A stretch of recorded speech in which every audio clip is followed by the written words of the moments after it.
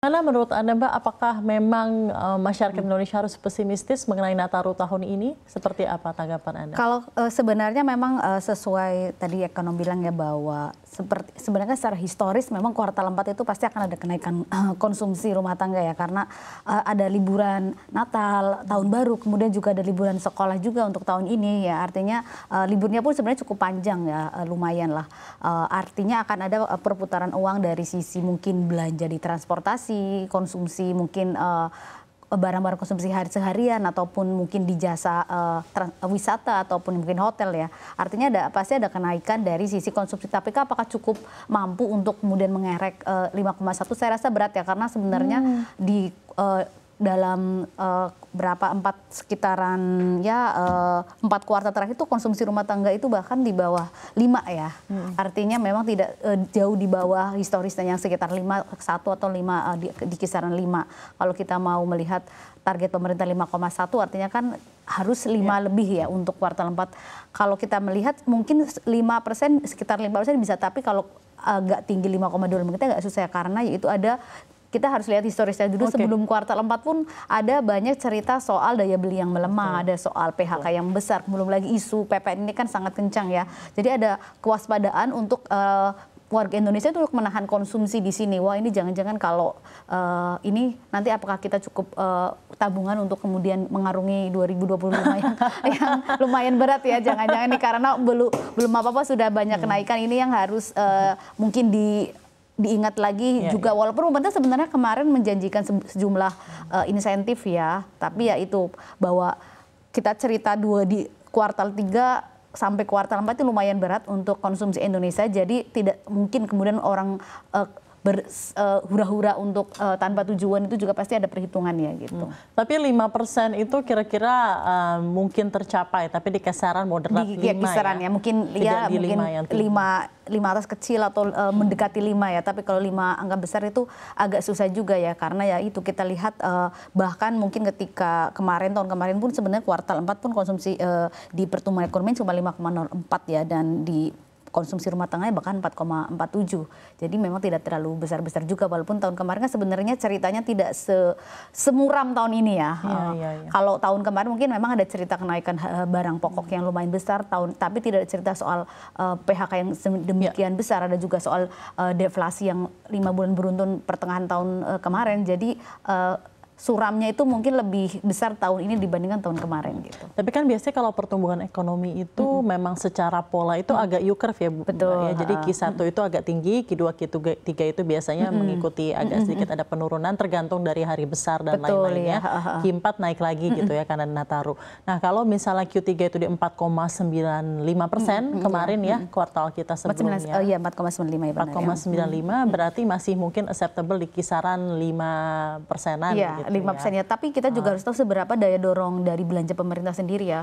Memang pada bagaimana? Iya, betul, pada historisnya sebenarnya kalau di kuartal 4 sih harusnya naik karena ada belanja modal yang digenjot, kemudian juga biasanya ada belanja infrastruktur yang luar biasa besar ya. Tapi kalau kita lihat sebenarnya justru mungkin berbeda polanya ke tahun ini, karena tahun ini mungkin di awal tahun justru banyak bansos ya yang justru mendukung pertumbuhan ekonomi di kuartal 1, dan kemudian kita lihat juga ada lebaran di kuartal 2 juga lumayan. Sementara di akhir ini justru kurang adanya bansos, jadi mungkin dari busnya mungkin cuma dari belanja modal gitu. Nah, ngomong-ngomong bansos, tadi Anda juga kan sempat menyentuh mengenai insentif yang diberikan pemerintah untuk menghadapi PPN 12% di Januari. Ada subsidi seperti subsidi listrik yang akan dikenakan oleh household yang di kisaran berapa volt ampere itu seperti sudah dikerahkan oleh pemerintah. Nah, kira-kira dengan ada insentif ini kan ada penghematan untuk disposable income untuk masyarakat. Apakah akan langsung berpengaruh terhadap orang spending atau berkonsumsi melalui disposable income yang bisa terjaga dengan ada subsidi tadi? Harapannya ya, tapi persoalannya adalah bahwa masyarakat tuh belum tahu ya, ini PPN ini kan belum kelar juga karena daftar barang ini belum keluar. Orang-orang masih menduga jangan-jangan ini kena, jangan-jangan aduh ini kalau misalnya barang yang mungkin apakah TV plasma kena, apakah yang kita kalau lihat sudah daftarnya kan masyarakat mungkin tenang, oh ternyata barang-barang ini tidak kita beli ya.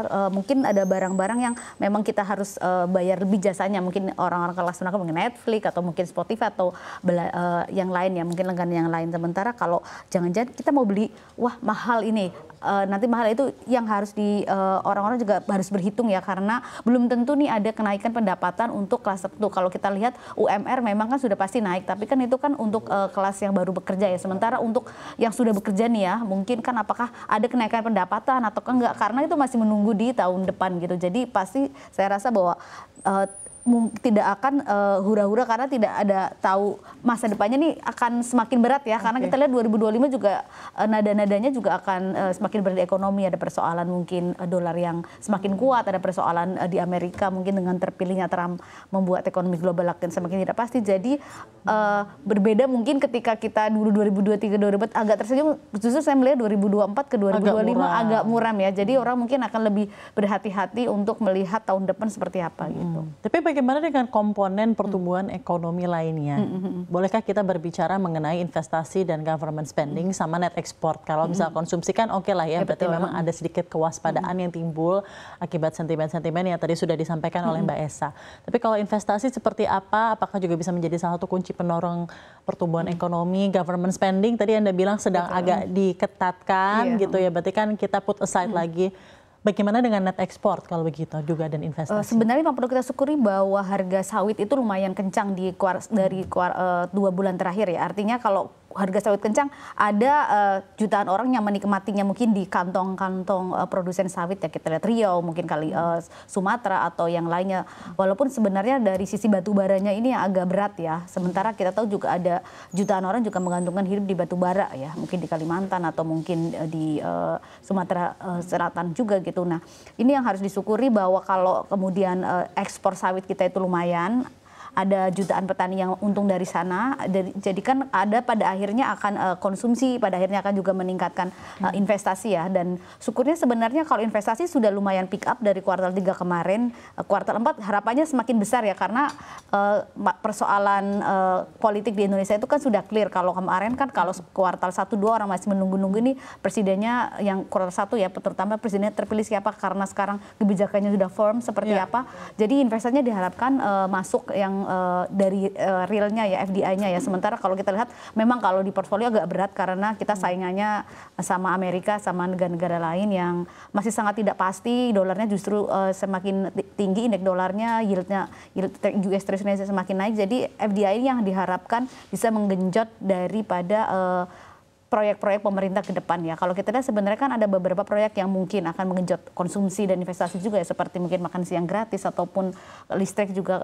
Pemerintah Pak Prabowo itu kan sangat ambisius untuk meningkatkan swasembada energi dan pangan. Ini diharapkan ada banyak investasi yang masuk ya di sini. Kalau kita lihat belanja pemerintah mungkin justru kalau nada-nadanya seperti tadi ya, ada soal pembatasan biaya dinas ke luar negeri, ada soal hotel, ini juga justru akan mungkin mengecilkan dari porsi belanja pemerintah untuk bagian dinas. Walaupun kita harapkan nanti kan kita tahu ya bahwa di 2025 akan ada banyak perubahan nomenklatur nih ya Mbak Dev, dan akan ada puluhan menteri yang akan mendapatkan anggaran yang baru, karena bagaimanapun kan kita itu sebagian pakai nomenklatur lama, sementara ada banyak menteri yang belum ada anggarannya. Ini yang diharapkan juga mungkin menggenjot dari belanja pemerintah sendiri. Gitu.